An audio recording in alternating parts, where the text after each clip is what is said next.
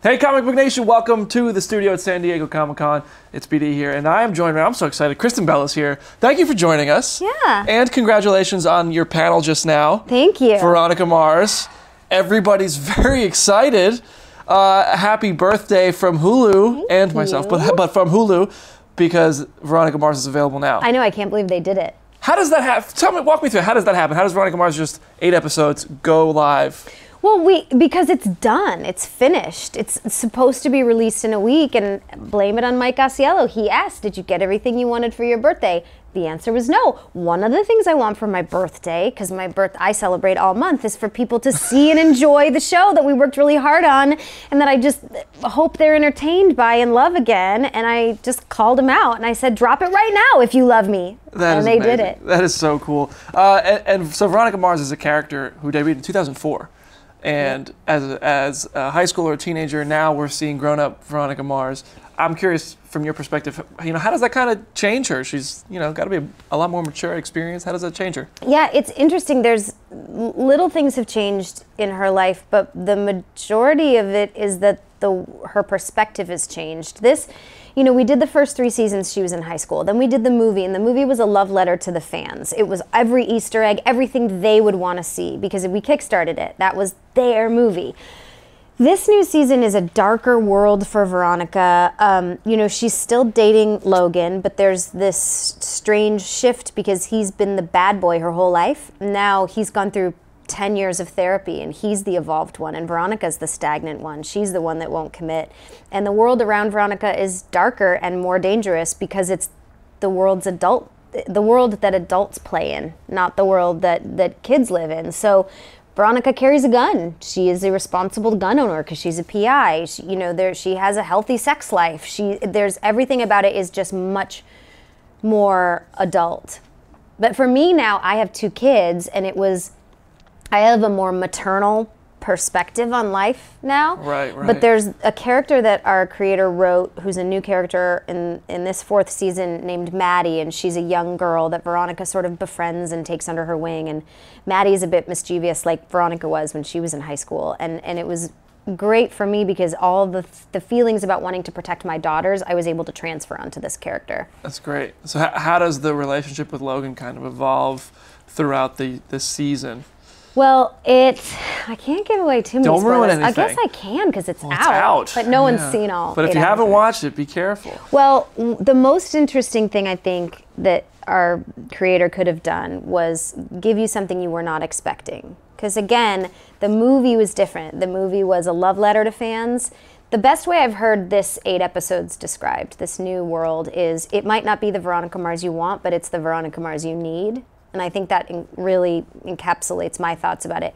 Logan was previously a really turbulent bad boy, and he has evolved. He is calm, and he works through his feelings because he's gone to therapy. And the problems that he's having in his relationship with Veronica arise because Veronica is not evolving with him. So it's really, he kind of flipped the script. He made Veronica the bad. Right. I'm saying it out loud like I'm just realizing he made Veronica the bad guy in the relationship now. Thanks, Rob. That moment when you realize. But okay, so then when they first came to you and this became a possibility with Hulu, what was kind of like the original pitch that everybody was like, okay, we should do this. This story is what we should do. It's all started happening, and he was like, do you think we could crowdfund Veronica Mars? And I was like, we could try, and then we did. And then 3 years later, he was like, streaming services exist now. Do you think we could pitch something other than the 3 main networks and do this show again? And I said I would love to, so he took about a month to think of the whole arc, and then we went in together and pitched Hulu, and they said yes. That's great.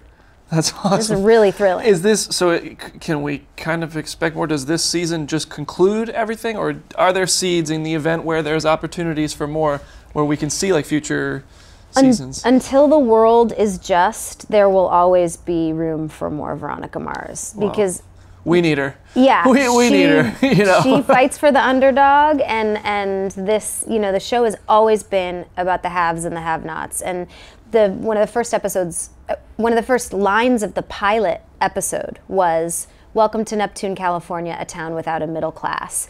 Rob's always written this story about the haves and the have-nots, and that problem is why this show is so gripping, because it's real. The jealousy of what other people have, the right and wrong sides of the track, it's very real for people. So I don't think there would be a way, unless we're in utopia, that Veronica Mars could conclude. I hope we keep getting out. A couple other things I really have to ask you about really quickly. We have the Frozen sequel coming, and we've seen a trailer for that. I'm just curious, have you seen that yet? What kind of tone can we expect there? Where are we going on that adventure? I can't tell you anything. Disney's so tight-lipped about it.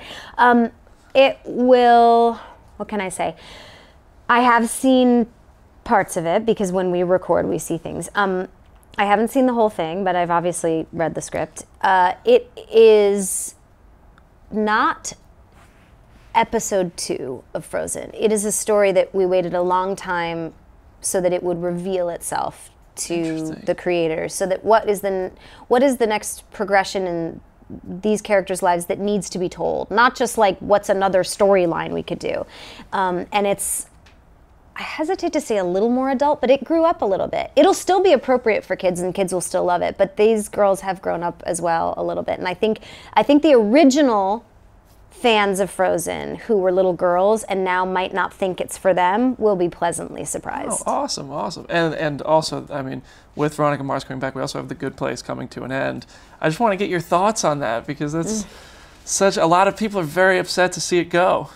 There's a lot of great things about having an extremely ethical showrunner like Mike Schur, and then there's a couple downfalls, and one of them is that he waited for the story to tell him when it ended, and he didn't want to get into a situation where it was like, oh, they're still trying to